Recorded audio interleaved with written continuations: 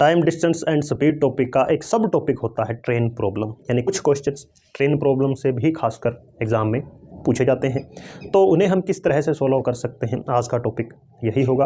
तो इससे पहले कि हम क्वेश्चन शुरू करें, कुछ एक बेसिक चीज़ें जान लेना अनिवार्य होगा। जैसे हमारे पास ये कोई ट्रेन है और ये किसी रेलवे ट्रैक पर चल रही है, तो इसके सामने जब कोई किनारे पर कोई व्यक्ति खड़ा है, कोई लाइट का पोल है, चाहे कोई पेड़ है, तो उसको जब वो क्रॉस करेगी तब क्या स्थिति उत्पन्न होती है। जैसे ये कोई व्यक्ति खड़ा है, प्लेटफॉर्म पर खड़ा है, तो जैसे ही ट्रेन का ये जो बिल्कुल सामने का हिस्सा है, यानी जहाँ से ट्रेन शुरू होती है, ये जब इसके सामने पहुँचेगा तो अभी तक तो क्रॉस नहीं हुई है ट्रेन। इसका मतलब कि जो पूरी ट्रेन की लंबाई है वो अभी सारी पीछे पड़ी है, और यहाँ से फिर जैसे जैसे ये आगे बढ़ेगी ट्रेन इस व्यक्ति को पार करना शुरू कर देगी, और जब इसका अंतिम छोर यहाँ पर आ जाएगा, यानी ट्रेन पूरी आगे निकल जाएगी, तब हम कहेंगे कि ट्रेन ने पूरे व्यक्ति को या लाइट के खंभे को या पेड़ को क्रॉस कर लिया है। तो हम एक चीज़ यहाँ पर ऑब्जर्व करेंगे कि ट्रेन ने इसको पार नहीं किया है। हम यह कह सकते हैं कि ट्रेन ने अपनी ही दूरी सारी तय कर ली है, जितनी लंबाई की ट्रेन थी उतनी ही लंबाई ट्रेन ने तय की और व्यक्ति क्रॉस हो गया। दूसरे शब्दों में कहें, जो भी व्यक्ति है या खंभा है या पेड़ है, उसकी लंबाई हमेशा हम क्या लेंगे, 0 यूनिट लेंगे, उसकी कोई लेंथ हम नहीं मानेंगे। क्यों?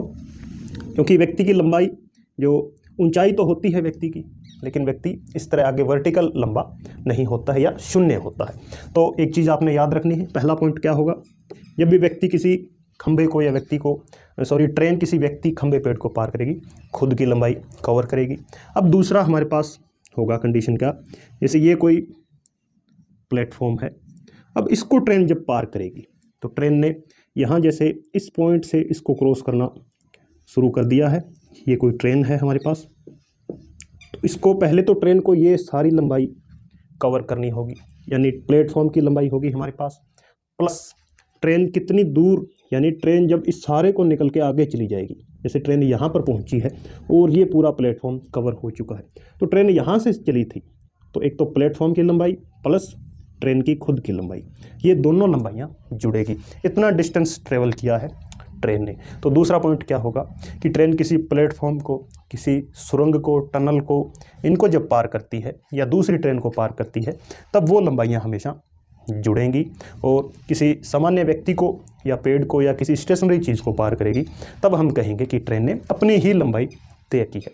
तो दो चीज़ें महत्वपूर्ण रहेंगी। तीसरी चीज़ आती है कि ट्रेन की लंबाई हमें कई बार किलोमीटर पर आवर में दी होती है, और प्लेटफॉर्म है ये मीटर में होता है, तो हम किलोमीटर से मीटर पर सेकंड किस तरह कन्वर्ट करेंगे वो चीज़ भी हम सीख लेते हैं।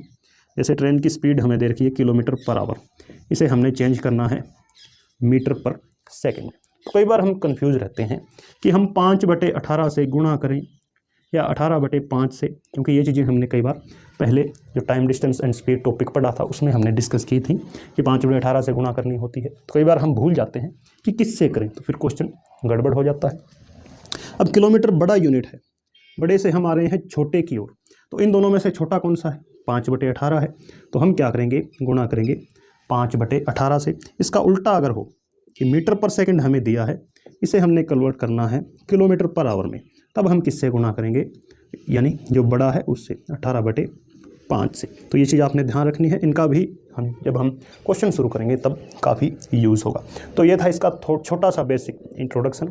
अब क्वेश्चन शुरू करते हैं। पहला बेसिक क्वेश्चन लिया है कि 36 किलोमीटर प्रति घंटा की गति से चल रही 132 मीटर लंबी ट्रेन 110 मीटर लंबे पुल को कितने समय में पार करेगी। तो अभी हमने सीखा था कि ट्रेन जब किसी पुल को पार करती है तो पुल की उसकी खुद की लंबाई भी होती है पुल की, तो पुल की लंबाई और ट्रेन की लंबाई दोनों क्या हो जाती हैं, प्लस हो जाती हैं, यानी इतनी दूरी ट्रेन ने तय करनी है।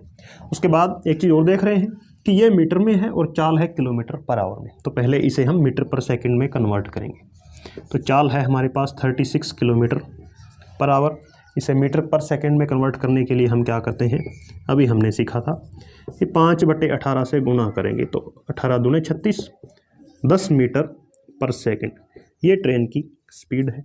पूछा क्या है, समय, टाइम इक्वल क्या होता है, डिस्टेंस अपॉन स्पीड। डिस्टेंस कितनी है, 132 मीटर लंबी ट्रेन है और 110 मीटर लंबा पुल है, दोनों जुड़ गए, कितने हो गए, 242। नीचे स्पीड किस में हमने बना ली है, मीटर पर सेकंड में, तो डायरेक्ट हम भाग दे देंगे। तो 24.2 सेकंड का समय लगेगा और ये पुल क्रॉस हो जाएगा। सेकंड क्वेश्चन लिया है कि एक ट्रेन 1000 मीटर और 600 मीटर लंबे दो पुलों को क्रम से 80 और 60 सेकंड में पार करती है, तो ट्रेन की लंबाई कितनी है। तो अभी हमने सीखा था कि जब ट्रेन किसी पुल को या प्लेटफॉर्म को पार करती है तो प्लेटफॉर्म या पुल की खुद की लंबाई भी कुछ होती है। तो ट्रेन टोटल क्या कवर करती है कि एक तो ट्रेन की खुद की लेंथ प्लस उस प्लेटफॉर्म या पुल की लेंथ।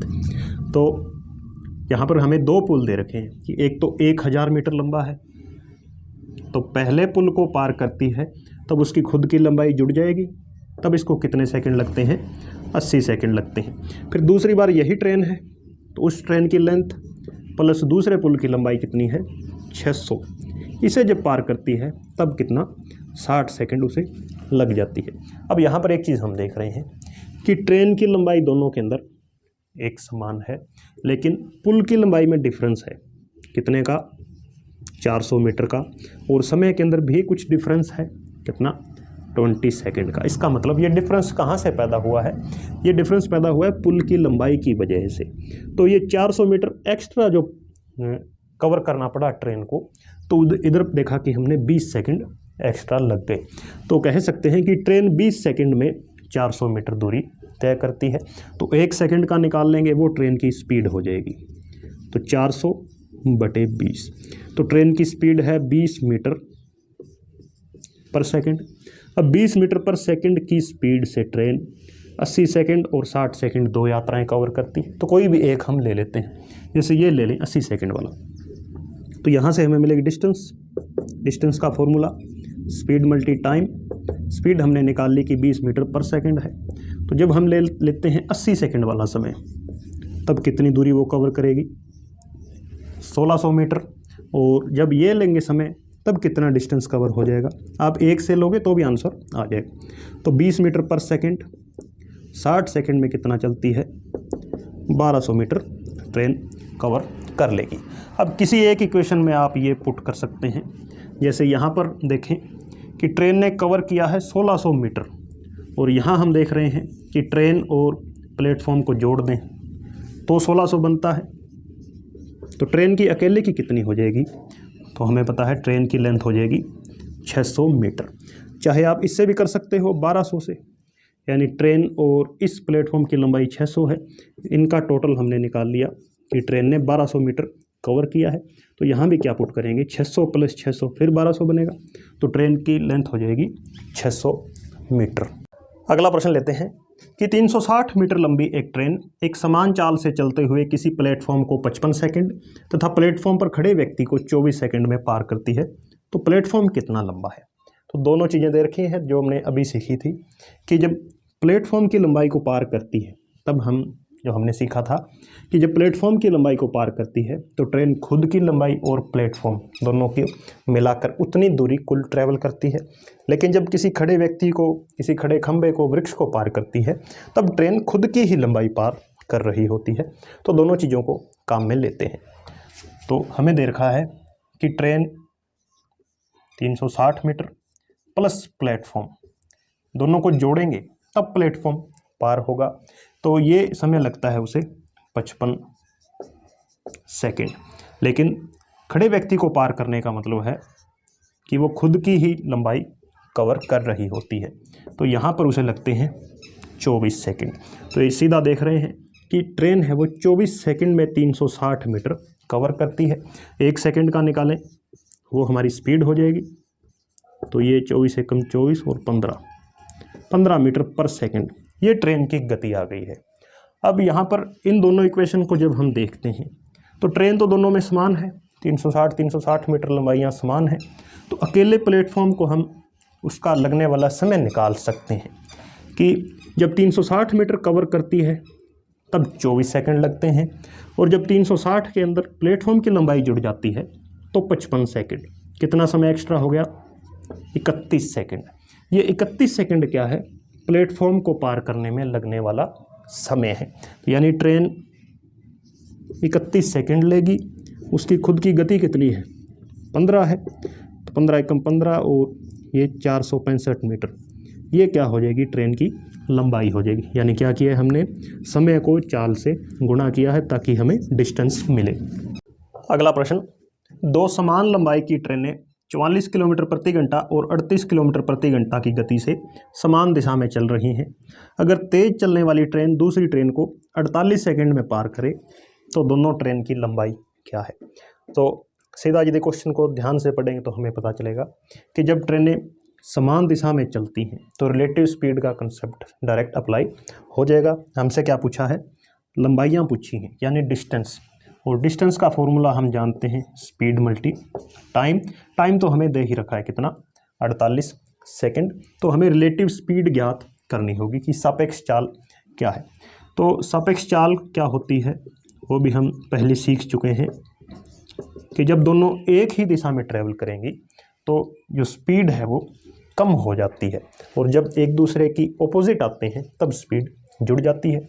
तो 44 में से 48 घटाएंगे कितना आएगा, 6 किलोमीटर प्रति घंटा। ये सापेक्ष चाल है, लेकिन ये हमें सेकंड में दे रखा है टाइम, तो इसे भी हमने किस में बदलना होगा, किलोमीटर पर आवर से मीटर पर सेकंड में बदलना होगा।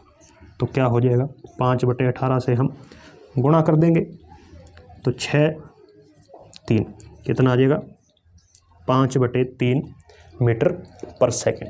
अब सीधा हम डिस्टेंस निकाल लेते हैं।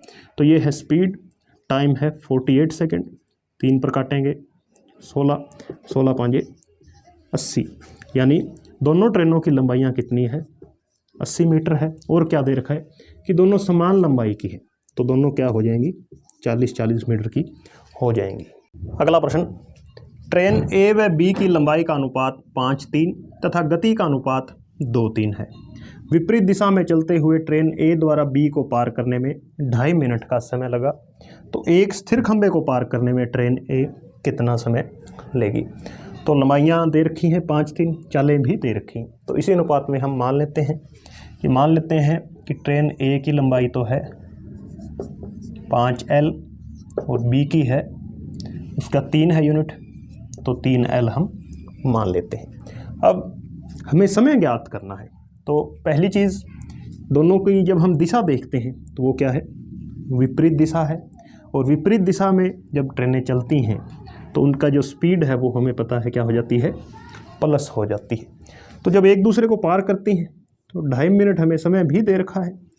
तो टाइम का फॉर्मूला क्या होता है, डिस्टेंस अपॉन स्पीड। ये फॉर्मूला हम लगा कर देखते हैं क्या कुछ होता है। तो टाइम 2.5 मिनट यानी 5/2, डिस्टेंस ये रही डिस्टेंस जो हमने मानी है, यानी जब एक दूसरे को पार करेंगी तो अपनी ही लंबाइयाँ वो तय करेंगी। तो 5L और 3L जुड़कर क्या हो जाएंगे, 8L। नीचे क्या आती है, स्पीड का रेशो क्या है, 2 और 3, तो स्पीड क्या हो जाएगी, प्लस, तो ये आ जाएगा 5। तिरछे गुणा करेंगे, इधर 25 और नीचे पड़ा है, या 2 8 16 गुणा कर देते हैं, तो लेंथ क्या आ गई है ट्रेन की, 25/16। एल का मान आ चुका है 25/16। तो अब हम पहली ट्रेन की लेंथ भी ज्ञात कर सकते हैं, वो कितनी है, 5L है, और इसका मान हमने निकाल लिया है L का 25/16, तो 125/16 मीटर। ये तो जो पहली ट्रेन है ए, उसकी क्या हो चुकी है, लेंथ हो चुकी है। क्वेश्चन क्या कह रहा है कि स्थिर खंभे को पार करने में ट्रेन ए कितना समय लेगा। तो स्थिर खंभे को पार करने का डायरेक्ट मतलब क्या होता है कि ट्रेन को अपनी ही डिस्टेंस ट्रेवल करनी है, यानी ये 125/16 मीटर इतना ही चलना है। समय पूछा है टाइम, वो क्या होता है, डिस्टेंस अपॉन स्पीड। तो 125/16 ये तो है दूरी, डिस्टेंस है। स्पीड क्या है, जो पहली ट्रेन है उसका अनुपात कितना है, 2 है, तो वो नीचे आ जाएगा, यानी डिस्टेंस अपॉन स्पीड। तो 125/32 मिनट इतना समय लगेगा ट्रेन ए को जब ये खंभे को पार करेगी। अगला प्रश्न काफ़ी इंपॉर्टेंट है कि एक ट्रेन अपनी ही दिशा में क्रमशः 2 किलोमीटर प्रति घंटा और 4 किलोमीटर प्रति घंटा की गति से चल रहे 2 व्यक्तियों को क्रमशः 9 तथा 10 सेकंड में पार करती है। ट्रेन की गति बताओ। क्वेश्चन इंपॉर्टेंट क्यों है, क्योंकि अब व्यक्ति स्थिर नहीं है, व्यक्ति क्या है, चल रहे हैं तो चलते हुए व्यक्तियों को पार करना ये एक अलग टाइप का क्वेश्चन हो जाता है, जो कि हम इक्वेशन बनाकर आसानी से सोल्व कर सकते हैं। तो ट्रेन की हमें गति बतानी है, तो ट्रेन की गति जब दोनों व्यक्तियों को पार करेगी तो वो एक समान रहेगी, यानी यदि स्पीड 1 हम माने ट्रेन की गति को तो वो दोनों तरफ एक समान रहेगी। अब ट्रेन और क्या दे रखा है कि अपनी ही दिशा में, यानी जिधर व्यक्ति जा रहे हैं उसी दिशा में ट्रेन जा रही है, तो ट्रेन की गति और व्यक्ति की गति क्या हो जाती है, माइनस हो जाती है।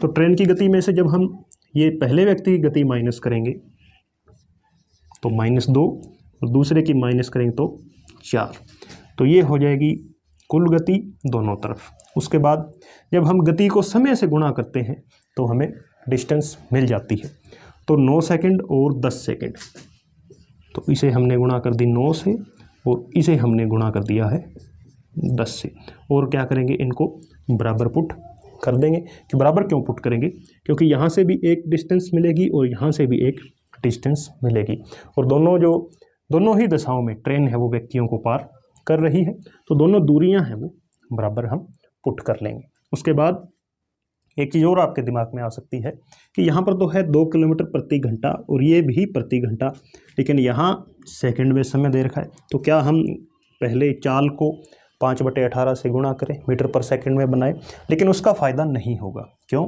जैसे हम इसको बनाने के लिए 5/18 से गुणा करें तो इधर भी 5/18 से गुणा करनी पड़ेगी, तो दोनों तरफ 5/18 कैंसिल हो जाएंगे, तो कोई आवश्यकता नहीं है। या आप इसको घंटे बनाना चाहो तो इधर भी क्या होगा, 60 से भाग होगा, इधर भी 60 से भाग होगा, तो दोनों तरफ एक समान चीज़ों से हम गुणा या भाग करते हैं तो वो उस पर कोई फ़र्क नहीं होता है। तो हम डायरेक्ट करेंगे, तो गुणा करेंगे अंदर 9s1 - 18 हो जाएगा, और इधर गुणा करेंगे तो 10s1 और 10 चौके 40। अब माइनस का 40 इधर आकर प्लस का हो जाएगा, तो कितना बचेगा 22, और ये इधर आकर क्या हो जाएगा माइनस, तो क्या बचेगा 1s1, तो 22 किलोमीटर प्रति घंटा ये क्या आ जाएगी हमारी स्पीड आ जाएगी, क्योंकि s1 क्या है, हमने ट्रेन की स्पीड मानी है।